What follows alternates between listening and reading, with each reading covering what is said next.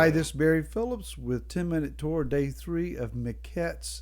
At the end, again, we're talking about possible correlations to last day events. Notice, if you will, with me in chapter 41, verse 46, that when Joseph is brought to his time of prominence and significance, that it says specifically that he was the age of 30. I find this interesting because it is at the age of 30 that a man enters into priesthood. Now, obviously, Joseph is not Levi. He is not of the Levitical priestly order. That hasn't even been established yet. The priesthood of the eldest son, the Melchizedek variety, is still in prominence at this point. So there is some sense that Joseph is acting in a priestly fashion. We'll just leave it at that.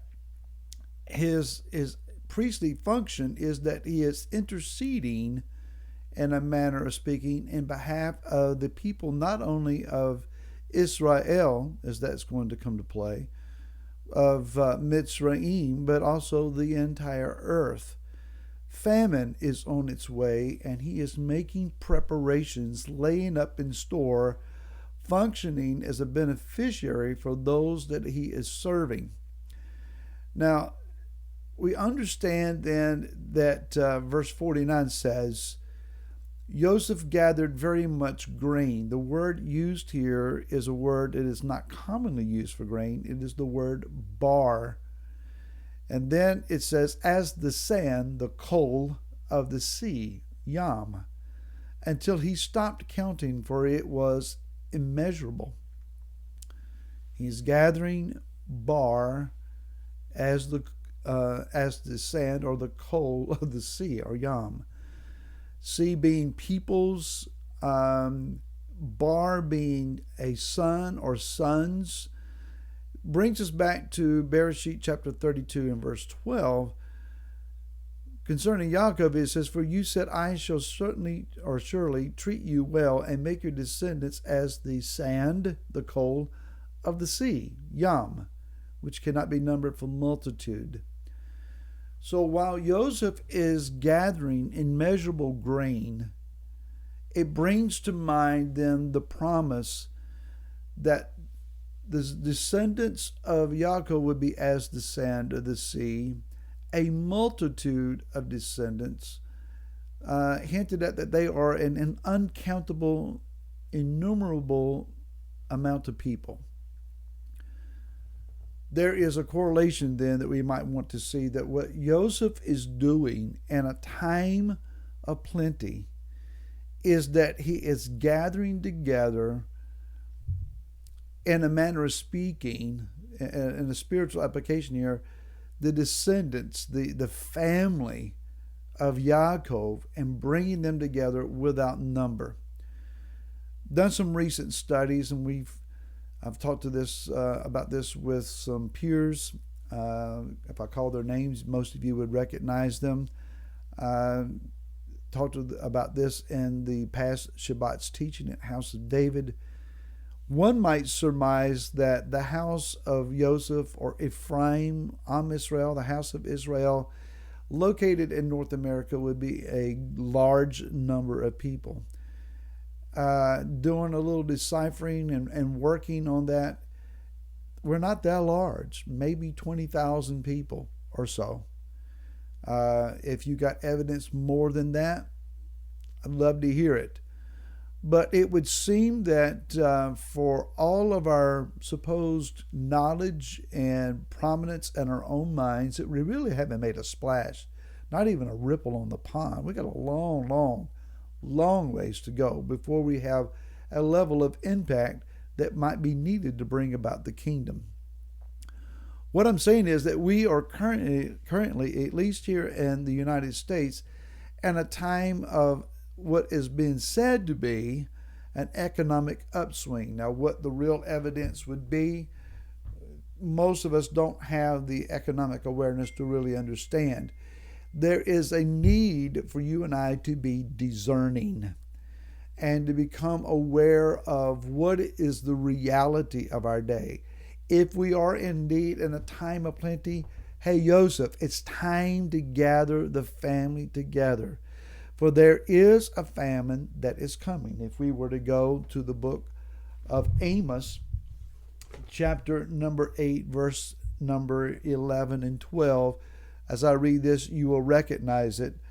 See, days are coming, declares the Master Yahweh, that I shall send a hunger in the land, not a hunger for bread, nor a thirst for water, but for Shema, for hearing the words of Yahweh. And they shall wander from sea to sea, or from peoples to peoples, from north to east. They shall diligently search, seeking the word of Yahweh, but they shall not find it. It's not just that the word is not being spoken, but the people, it says, there's a famine of the hearing of the words of Yah. They're going to search for the word, but they're not going to have the ability to hear. There is an ability at present for people to hear. There may be an inability due to days of hardship in the future, maybe even the near future, where one would say, I have trouble opening my heart to anything that is good news. So we need to be gathering the family while time is available to us and while time is in our favor. Now, we need also keep in mind that we are a people who should be led by the Spirit more than the flesh. Let's go to chapter number 42 and verse number 1. And there is an interesting little play on words here, and it shows up even in the English translation. In chapter number 42, verse 1, and when Yaakov saw that there was grain in Mitzrayim, Yaakov said to his sons, why do you look at each other? Verse 2, he said, see, I have heard that there is grain in Mitzrayim. Now, one should ask an obvious question. Did he see that there was grain, or did he hear that there was grain in Mitzrayim?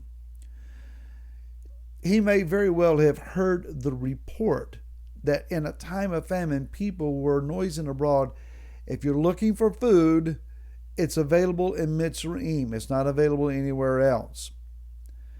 But verse 1 says that he saw it.